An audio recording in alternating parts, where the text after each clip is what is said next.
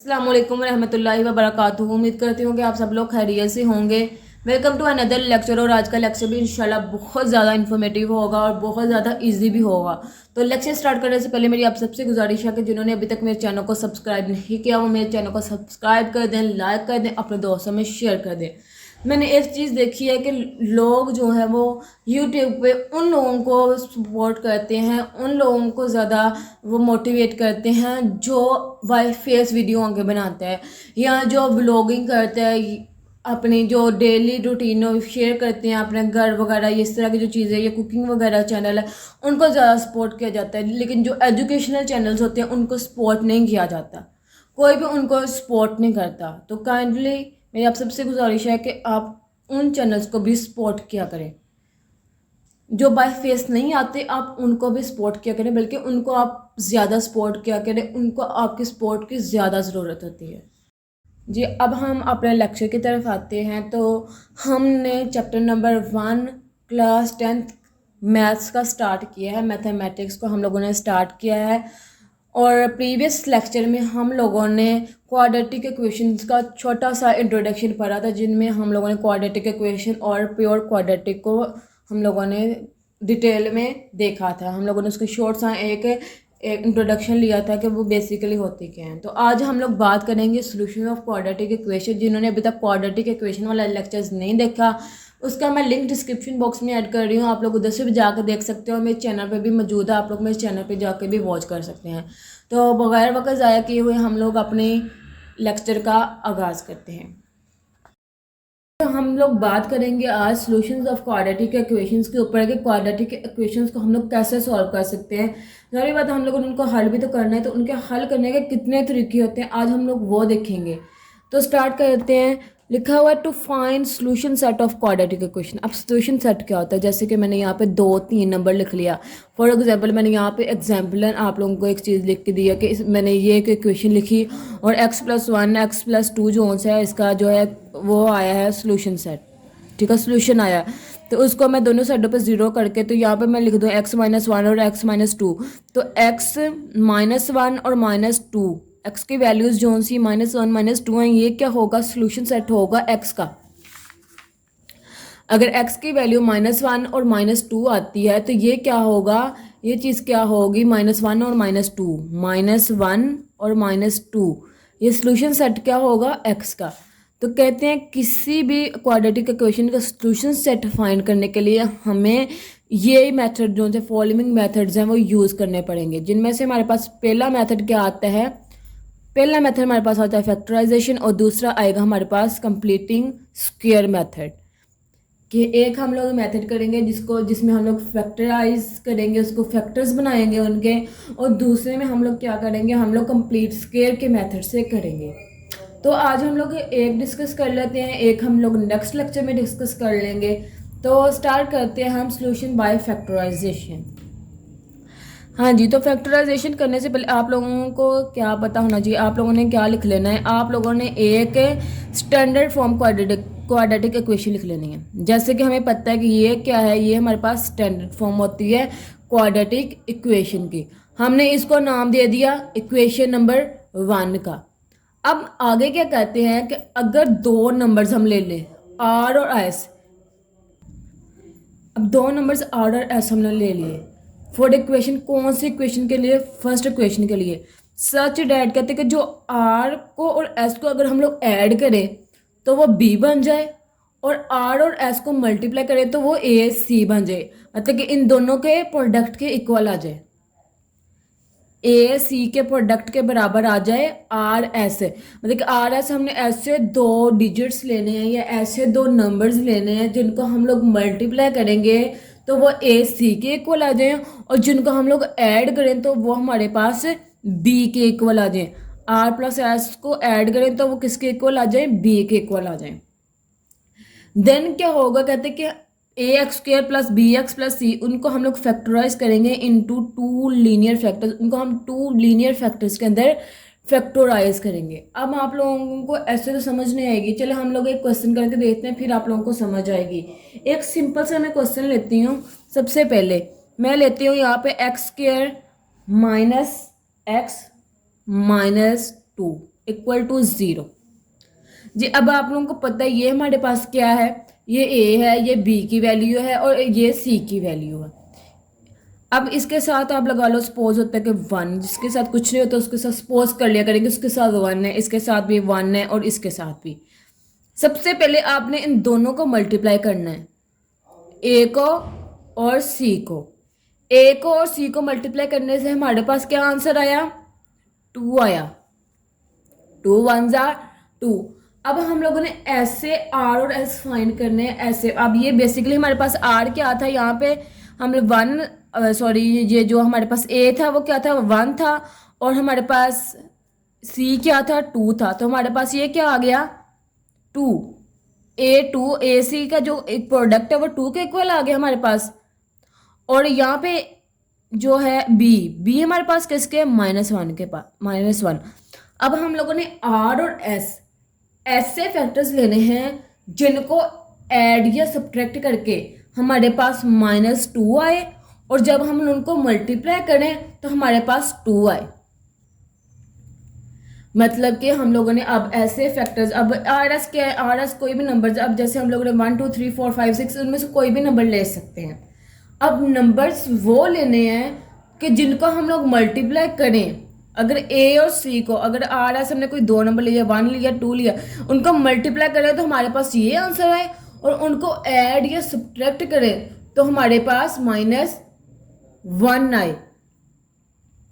ऐसे हम लोगों ने 2 नंबर ढूंढने। अब देखो, अब हम लोग इन दोनों को मल्टीप्लाई हम लोगों ने कर लिया था, ए को और सी को मल्टीप्लाई कर लिया था, हमारे पास क्या आया था, 2 आया था। और ये हमें बी क्या चाहिए था, -1 चाहिए था। अब हम लोग कोई ऐसा, अब जैसे 2 1 जार 2 आता है, तो अगर हम 1 और 1 को मल्टीप्लाई करते हैं, अगर हम 1 और 1 को मल्टीप्लाई करें तो -1 और -1 ये तो 0 हो जाएगा, सॉरी -2 बन जाएगा। तो हमें -2 दरमियान में चाहिए नहीं। अगर हम लोग 2 और 1 करते हैं, अब 2 में से अगर हम लोग 1 को माइनस कर देंगे, एक निकाल देंगे, तो शायद हमारी बात बन जाए। तो हम लोग देखते हैं, यहाँ पे हम लोगों ने लिख दिया x², यहाँ पे हम लोगों ने -2x लिखा। अब मैं आप लोग पूछेंगे यहाँ पे मैंने -2x क्यों लिया, क्योंकि यहाँ पे हमें -1 चाहिए था। यहाँ पे अगर हम लोग +1 ऐड करेंगे तो -2 में से +1 निकालेंगे तो हमारे पास -1 बचेगा। अगर हम यहाँ पे +2 ले लेते, यहाँ पे -1 ले लेते, तो वो हमारे पास +1 आंसर आता, यहाँ पे आ जाएगा -2। ये इस चीज़ का आप लोगों ने ख्याल रखना है कि अंदर जो साइन है उस चीज़ का भी बहुत केयरफुली ध्यान रखना है, क्योंकि बहुत सारे जगह ऐसे होते हैं, जैसे मैंने आप लोगों को 1 और 1 का कहा था, तो 1 1 को मल्टीप्लाई करने से हमारे पास आंसर 1 आ रहा था। अब अगर हम 3 को मल्टीप्लाई करते तो वो 3 आना था। तो हमारी शर्त क्या थी कि हम लोगों ने आर और एस ऐसे नंबर्स लेने जिनको मल्टीप्लाई करने से हमारे पास 2 आए, और उसको जब हम प्लस या माइनस करें तो हमारे पास आंसर -1 आए। हम लोगों ने ऐसे आर एस लेने थे, तो वो तब भी पॉसिबल था अगर हम लोग 2 1 जार 2 लेते, क्योंकि उसके अलावा तो कोई पॉसिबिलिटी थी ही नहीं। तो आगे हम लोग करते हैं। अब x यहाँ से देखिए कॉमन निकल रहा है इन दोनों में से, इन दोनों में से x हमारे पास क्या निकल रहा है, कॉमन निकल रहा है। हम लोगों ने क्या ले लिया, कॉमन ले लिया, x कॉमन ले लिया जी। अंदर क्या बचा हमारे पास, एक x बच गया, माइनस यहाँ पे क्या बच गया, 2 बच गया। अब प्लस यहाँ पे हम लोगों ने क्या ले लिया, 1 कॉमन ले लिया, और x माइनस यहाँ पे क्या बच गया, 2 बच गया, इक्वल टू 0। अब ये बात आप लोगों ने याद रखनी है कि अगर आप लोग देखना चाहते हो कि आप लोगों का जो क्वेश्चन है आप लोगों ने सॉल्व किया है वो ठीक है या नहीं ठीक, तो आप लोगों ने ये चीज़ याद रखनी है कि जो आपकी ये चीज़ है ना, अंदर के जो ये फैक्टर बने हैं, ये जो है ये चीज़ आप लोगों की सेम होनी चाहिए, ये आप लोगों के आगे पीछे नहीं होने चाहिए। अगर यहाँ पे x-2 है तो यहाँ पे भी x-2 होना चाहिए। अब इसको हम लोग आगे फर्दर सॉल्व करते हैं। तो एक देखिए यहाँ से x-2 तो क्या निकला आया, कॉमन निकला आया, हम लोगों ने इसको कॉमन ले लिया। अब ये x + 1 इसको हम लोग अलहदा ले लेंगे, ठीक है। तो ये दो चीज़ें हमारे पास क्या निकल आई, इसको हम लोगों ने क्या बना लिया, पेयर बना लिया, इसको कर लिया इक्वल टू 0। अब हम लोगों ने इसका सोल्यूशन सेट बनाने के लिए क्या करना है, हमें चाहिए x की वैल्यू। तो x की वैल्यू बनाने के लिए हम लोगों ने क्या करना है जी, x - 2 को इक्वल टू 0 पुट कर देना है, और साथ में x+1 को भी हम लोगों ने 0 के इक्वल पुट कर देना। अब देखें x यहाँ पे जो है माइनस का 2 है, जब हम उसको दूसरी साइड पर उठा के ले जाएंगे तो वो माइनस किस में शिफ्ट हो जाएगा, +2 में शिफ्ट हो जाएगा। और यहाँ पर जो +1 है वो उधर जाके किस में शिफ्ट हो जाएगा, -1 में। तो हमारे पास इसका सोल्यूशन सेट क्या बन जाएगा, x के आंसर्स क्या बन जाएंगे, 2 - 1। तो ये हमारी थी एक एग्जांपल, ये सॉल्व हो गई। ये हमारे पास क्या हो गया, सोल्यूशन सेट आ गया, हमारे पास x की वैल्यू आ गई। ये हमारे पास थी फर्स्ट एग्जांपल। अब हम लोग एक और एग्जांपल देख लेते ताकि आप लोगों को अंडरस्टैंड और हो सके जी। तो ये हमारे पास आ गई इसकी सेकंड एग्जांपल, एग्जांपल नंबर 2 इसको हम लोग नाम दे देते हैं। वो एग्जांपल 1 थी, ये हमारे पास एग्जांपल 2 आ गई। अब जी एग्जांपल 2 हमारे पास स्टैंडर्ड फॉर्म नहीं है, तो स्टैंडर्ड फॉर्म सबसे पहले हम लोग इसको स्टैंडर्ड फॉर्म बनाना पड़ेगा, क्योंकि ये स्टैंडर्ड फॉर्म में नहीं है। तो हम लोगों ने कहा था कि जो क्वाड्रेटिक इक्वेशन है वो हमेशा स्टैंडर्ड फॉर्म में होने चाहिए। तो हम लोग इसको स्टैंडर्ड फॉर्म में सबसे पहले शिफ्ट करेंगे। तो हम लोग इसको करते हैं शिफ्ट स्टैंडर्ड फॉर्म में सबसे पहले। तो क्या करेंगे, हमारे पास क्वेश्चन है 3x² - 6x = x + 20। हम लोग क्या करेंगे, ये जो इधर वाली साइड है इसको उठा के दूसरी साइड पे ले जाएंगे। जो हमारे पास राइट हैंड साइड है उसको हम लोग लेफ्ट हैंड साइड की तरफ ले आएंगे। तो हमारे पास क्या आएगा, 3x² - 6x - x -20। आप लोगों को पता है कि जब हम लोग यहाँ पर प्लस है, प्लस को अगर हम दूसरी साइड पर शिफ्ट करेंगे तो वो क्या हो जाएगी, चीज़ माइनस में कन्वर्ट हो जाएगी। अगर वो माइनस में होगी तो वो प्लस में हो जाएगी, अगर प्लस में है तो माइनस में हो जाएगी।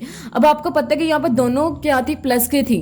तो अगर जब हमने उसको दूसरी साइड पर शिफ्ट किया तो वो माइनस की होगी, और इक्वल के दूसरी साइड पर क्या आ गया, 0, क्योंकि यहाँ पे कोई चीज़ बची ही नहीं है हमारे पास।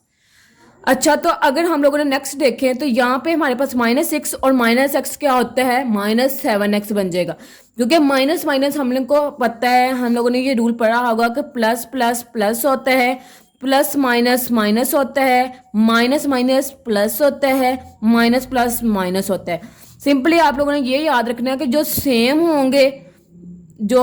होंगे वो प्लस होंगे और जो डिफरेंट होंगे वो माइनस होंगे। क्योंकि बहुत सारे बच्चे ऐसे होते हैं जिनको ये चीज़ें पता ही नहीं होती कि वो प्लस माइनस को भी माइनस कर रहे होते हैं, माइनस प्लस को भी प्लस कर रहे होते हैं। हाँ, ये चीज़ आप लोगों ने लाजमी याद रखनी है कि जौन सी साइन बड़ी रकम के साथ होगा, जैसे यहाँ पे -6x और -x है। अब बड़ी रकम के साथ कौन सा साइन है, माइनस का साइन है, तो वही नीचे आ जाएगा माइनस का साइन। हो गई ये ऐड, लेकिन साइन वो आएगा जो हमारी बड़ी रकम के साथ होगा। अच्छा जी, आगे देखते हैं इसको। फिर 3x² मैंने इसको लिख लिया, -7x लिख लिया, माइनस लिख लिया 20, ये हो गया। अब जी आप लोगों ने अगला स्टेप क्या करना था कि हमने a और c को मल्टीप्लाई करवाना है। a और c को हम लोगों ने मल्टीप्लाई करवाया तो ये क्या था, -20 × 3। देखिए पहले मैंने c लिख लिया, उसके बाद मैंने a लिख लिया, आपकी मर्जी, आप a पहले लिख लें, c पहले लिख लें। तो ये आंसर हमारे पास बनता है 60 बनता है यहाँ पे हमारे पास आंसर, -60 आंसर बन गया। अब हमारे पास b क्या है, b है -7। अब हम लोगों ने S से R और S ढूंढने हैं, S से R S फाइंड करने हैं, जिसको हम लोग मल्टीप्लाई करें तो हमारे पास 60 आए, और जिसको हम लोग माइनस करें तो हमारे पास माइनस, या प्लस करें तो हमारे पास क्या आना चाहिए, -7 आना चाहिए। तो सिंपली हम लोग करते हैं कि अब यहाँ पे अगर आप लोग 20 अकेला भी लिख लो, क्योंकि प्लस ना माइनस वाला साइन ना भी लिखो साथ तो तब भी चलेगा। 20 × 60 आप लोगों के पास होना चाहिए। अब 60 को आप लोगों ने ऐसे कोई फैक्टर्स जो ढूंढने हैं, जैसे मैं कह दूँ 15 2s are 30 होते हैं, तो हमें 15 4s are कितने होते हैं हमारे पास, 15 4s are 60 होते हैं। 15 को 4 के साथ करोगे तो हमारे पास 60 आएंगे ना, लेकिन 15 और 4 को ऐड करेंगे तो वो 19 बन जाएंगे, और 15 और 4 को माइनस करेंगे तो वो 11 बन जाएंगे। हमें क्या चाहिए, हमें चाहिए -7x, -7 चाहिए। तो ये ना तो 7 आ रहा है और ना, मतलब कि हमारे पास तो ये 2 और आ रहे हैं। अगर हम इसको ऐड करते तो 19 आ रहा है, और जब माइनस करें तो हमारे पास 11 आ रहा है। तो इसका मतलब ये इसका फैक्टर नहीं होगा। अगर हम 30 को 2 के साथ करते हैं तो 30 को 2 के साथ करेंगे तो वो 60 आएगा। अब 30 को 2 के साथ जब हम लोगों ने किया तो 30 + 2 कितने होते हैं, 32 हो जाएंगे। 30 में से 2 माइनस करेंगे तो हमारे पास 28 आ जाएगा। यहाँ पे भी हमारी बात नहीं बनी। अच्छा 20 और 3 को करते हैं हम लोग। 20 और 3 को हम लोगों ने किया तो 20 और 3 कितने होते हैं, 60 होते हैं ऑलवेज। और 20 और 3 प्लस करेंगे तो 23 हो जाएगा, और माइनस करेंगे तो हमारे पास कितने हो जाएंगे, 17 हो जाएंगे। हमें चाहिए 7। अब आप लोग सोचो कि आगे हम लोग क्या कर सकते हैं इसके बारे में। और अगर हम लोग सोचें, अगर हम लोग करते हैं 6 5 30, तो इससे भी हमारी बात नहीं बनती, बल्कि हम लोगों को थोड़ी 60 चाहिए। तो अगर हम लोग 5 के टेबल पे करें तो शायद हमारी बात बन जाए, लेकिन नहीं, क्योंकि हमारे पास 12 5 होते हैं। 12 5 हमारे पास कितने होते हैं, 60 होते हैं। बल्कि 12 पे हमारी बात बन गई है, क्योंकि 12 में से अगर हम लोग 5 निकालेंगे तो हमारे पास कितना बचेगा, हमारे पास 7 बचेगा। 12 5 कितने होते हैं, 60 होते हैं ना हमारे पास। तो 12 में से अगर हम लोग 5 निकाल देते हैं तो हमारे पास रिमेनिंग क्या बचेगा, 7 बचेगा। तो इसका मतलब है कि यहाँ पे हमारी एक ट्रिक काम कर गई है। आपने इसी तरह सारे जिस जिस टेबल पर जा रहे हैं, जैसे मैंने आप लोगों को 30, हमें 60 चाहिए था तो हमने 30 को 2 के साथ किया, फिर हम लोगों ने जो है 20 को 3 के साथ किया, फिर हम लोगों ने 15 को 4 के साथ किया, लेकिन हमारी बात नहीं बनी। जब हम लोगों ने 12 को 5 के साथ किया, आप लोगों ने छोटे नंबर से शुरू हो जाना, बड़े तक चले जाना है। तो जैसे अब इधर बात बन गई है, 12 5 60 होते हैं, यहाँ पे हमारी बात बन गई है।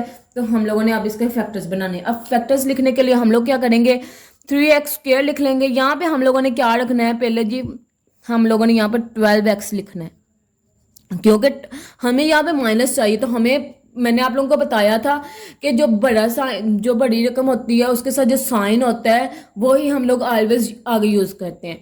तो यहाँ पे क्या लिख देंगे, +5x, क्योंकि प्लस माइनस माइनस हम लोगों ने इनको क्या करना है, माइनस करना है। तो यहाँ पे क्या आ जाएगा हमारे पास, -20 = 0। अब जी यहाँ से अगर हम लोग लेते हैं 3x कॉमन, 3x क्या ले लेते हैं कॉमन, तो यहाँ पे हमारे पास क्या आ जाता है, x - 4।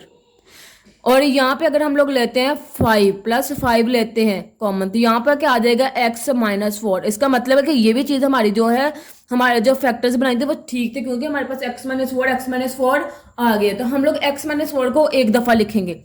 सबसे पहले हम 3x + 5 को लिखेंगे एक जगह, और नेक्स्ट हम क्या लिखेंगे, x - 4 = 0। ठीक है।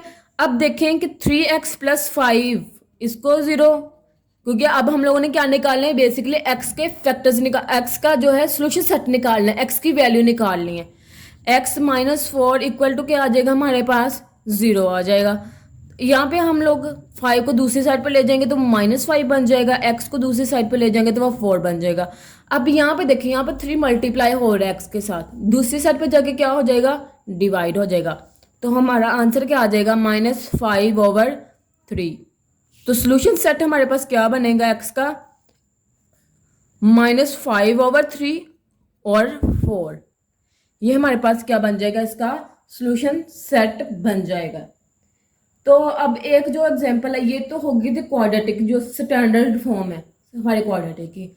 अब हम लोग ने कल पढ़ा था कि प्योर क्वाड्रेटिक के बारे में भी, तो एक एग्जांपल हम लोग प्योर क्वाड्रेटिक के भी कर लेते हैं, क्योंकि बाजू का अगर आप लोगों को पेपर में क्वेश्चन आ जाता है प्योर क्वाड्रेटिक के लिहाज से, तो फिर आप लोग कंफ्यूज हो जाते हो कि कैसे करना है, क्वेश्चन को सॉल्व कैसे करना है।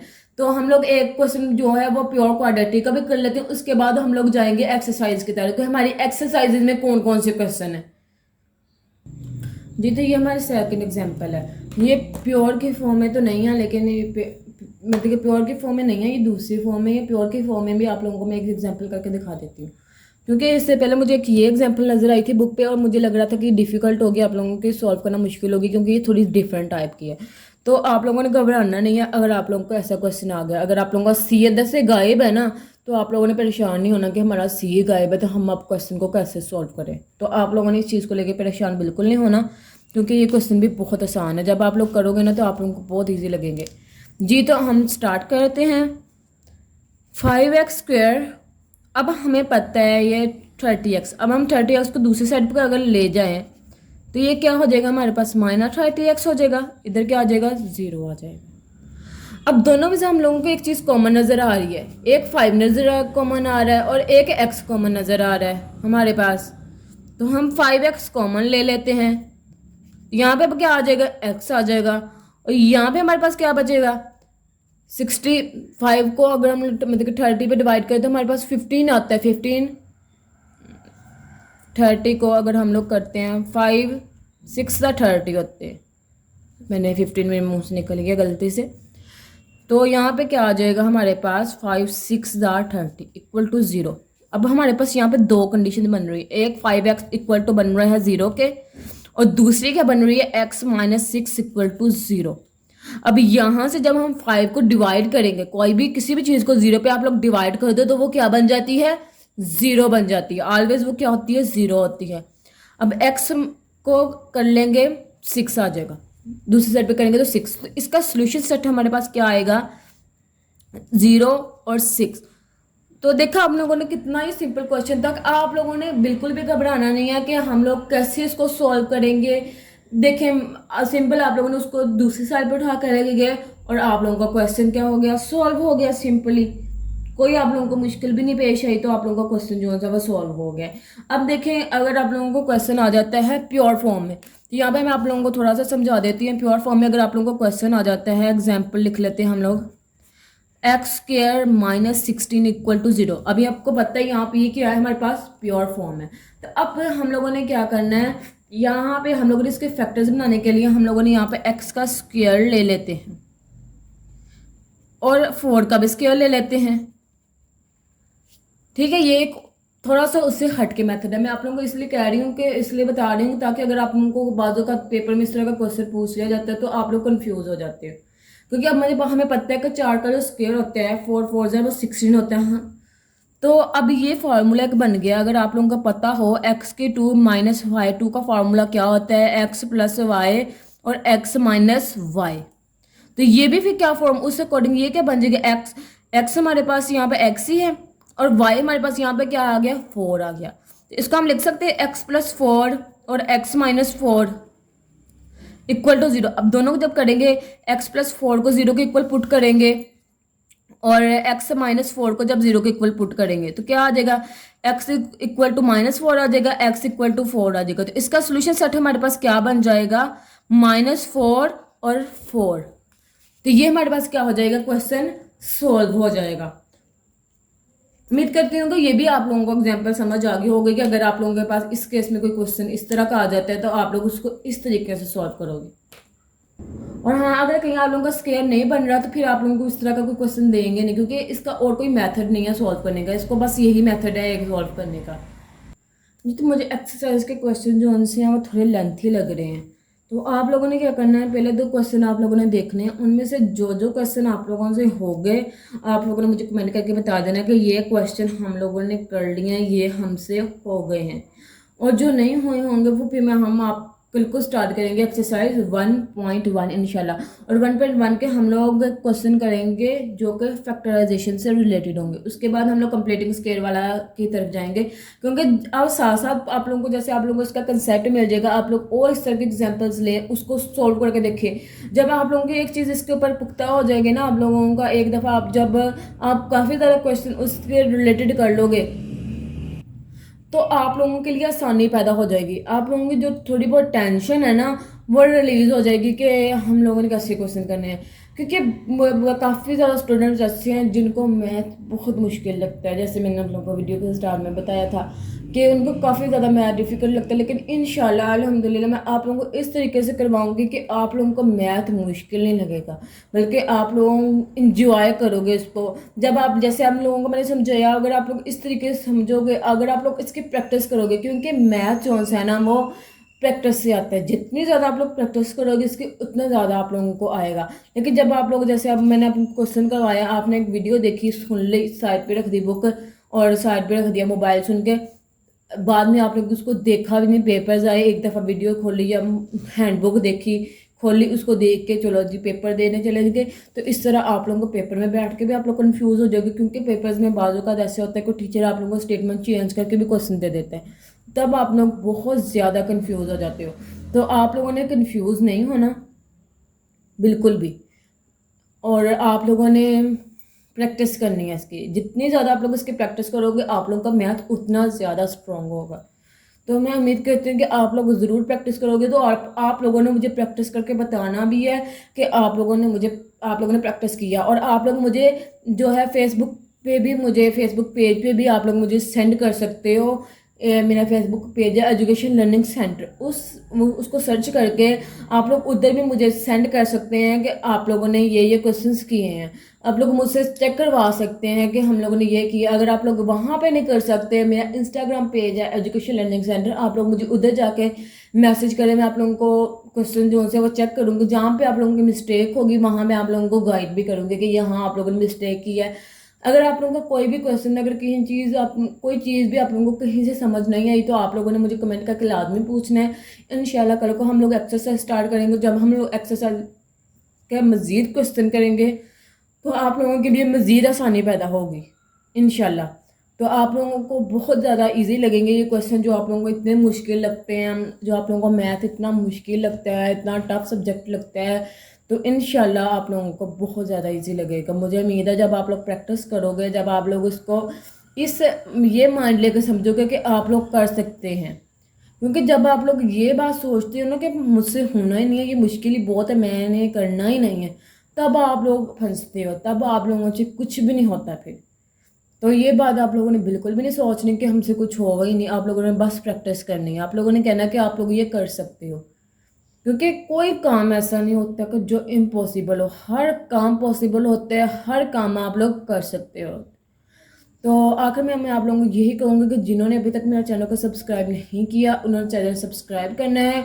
और शेयरिंग तो मस्ट है, आप लोगों को पता है। आप लोगों ने एक शेयर बेशक कर दें, आप लोग फेसबुक पे कर दें, अगर फेसबुक पेज है उधर कर दें, फेसबुक ग्रुप है उधर कर दें। अगर आप लोगों का व्हाट्सएप ग्रुप्स में मैं सबके तकरीबन बने होते हैं, व्हाट्सएप ग्रुप सबने बनाए होते हैं। तो आप लोग मुझे आप लोग उधर अपने व्हाट्सएप ग्रुप में शेयर करें। अपने जो व्हाट्सएप उधर स्टेटस लगा दें, स्टेटस पे आप लोग शेयर कर दें। लेकिन आप लोगों ने शेयरिंग ज़रूर करनी है, क्योंकि आप लोगों के एक शेयर से पता नहीं आप लोगों का कितना कि मतलब नीडी जो स्टूडेंट्स हैं उनकी हेल्प हो जाए, उनको वो इस चीज़ से मुस्तफ़ीक हो जाए। तो इसलिए आप लोगों ने शेयरिंग मस्ट करनी है। आखिर में हम अपने लेक्चर का इस दुआ से इख्तिताम करते हैं कि अल्लाह पाक हम सबको नफ़ा बख्श इल्म हासिल करने की तौफीक अता फरमाए और हम सबको सेहत तंदुरुस्ती और ज़िंदगी अता फरमाए।